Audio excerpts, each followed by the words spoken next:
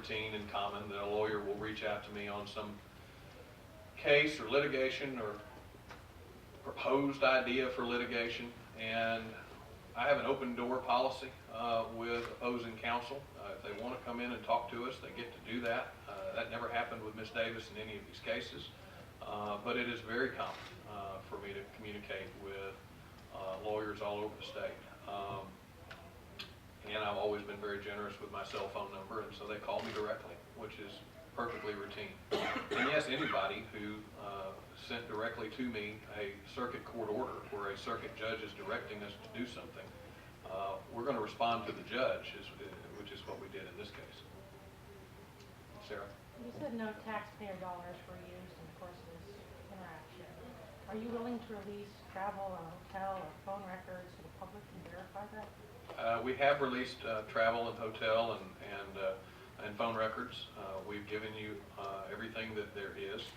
And yes, we have done that, and if you didn't get them, we certainly will provide them again.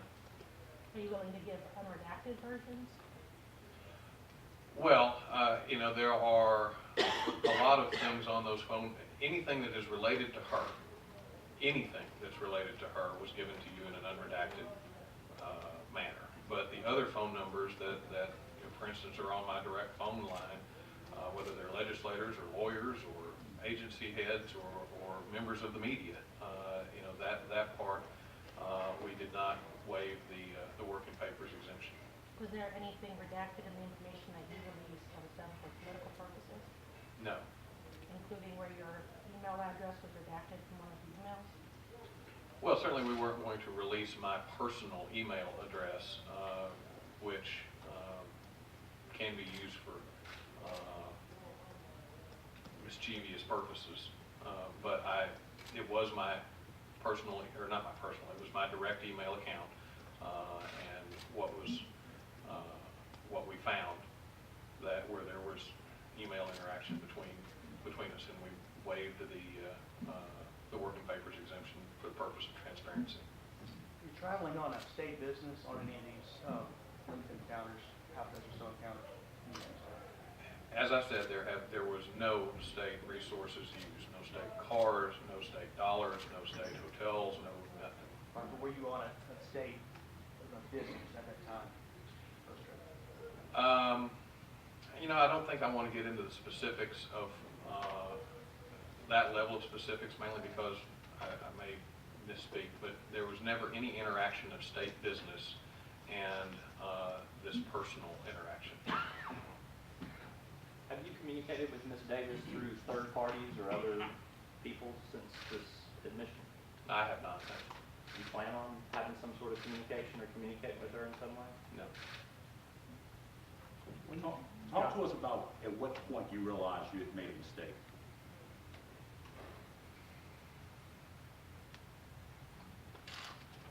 I knew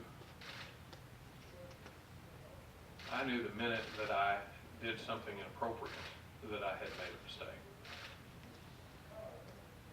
Guys, we have time for one more question. Other elected officials in similar position have either stopped their campaign or stepped aside from office. Did you ever consider that? Why or why not? I never considered stepping aside from office. My office, as I said, has an impeccable record. The leadership that my administration, including myself, has provided has led to extremely good results for the people of this state, and I'm very proud of that record. And at no time did my personal mistake impact our office, and so no, I didn't consider that at all. With regard to running, again, I'm proud of my record. I have a vision for how I want to see this state move forward. I think that we are approaching an intersection of responsibility and opportunity where we can do great things over the next 10 years that will impact generations. We've been through such a difficult time, and we've kind of stopped thinking about long-term, tomorrow, visionary investments in Arkansas. Or at least we can stop talking about it to some extent. And it's important that we do that, and I want to do that. But it'll be up to the people to decide who they want to lead as our next governor. Guys, General, you have argued for what today, for what has earlier been called a zone of privacy. You're entering into a campaign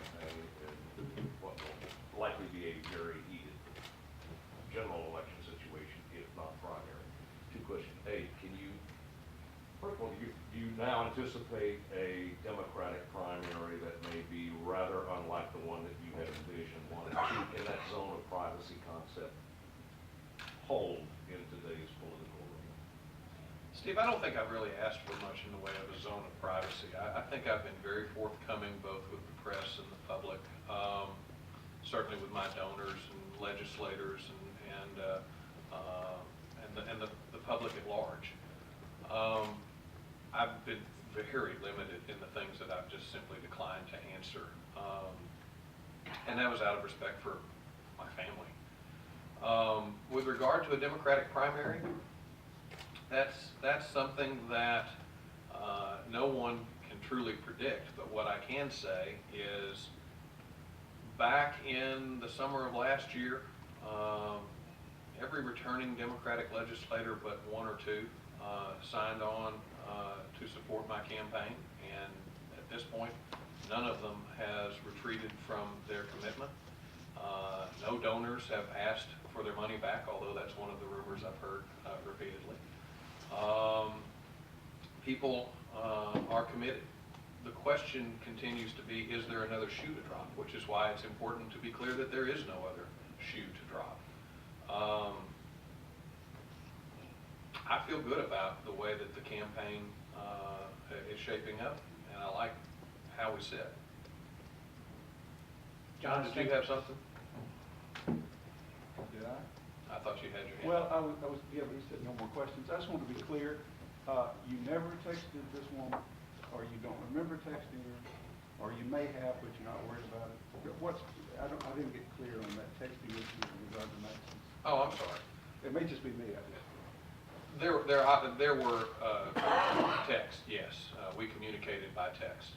I do not have a record of those texts on my personal phone, and no, I would not release them if I did.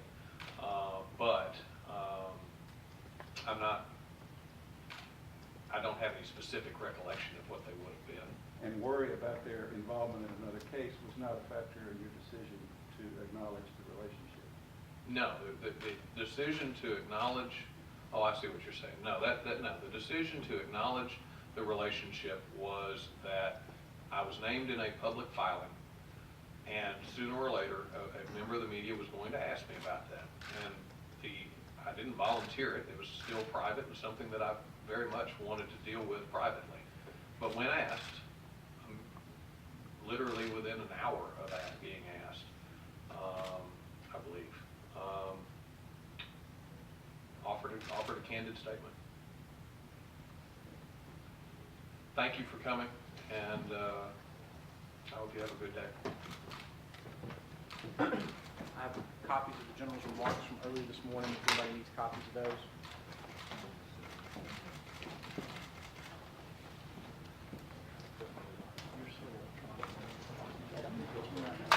I'm not kidding about it. Changing the batteries for TV.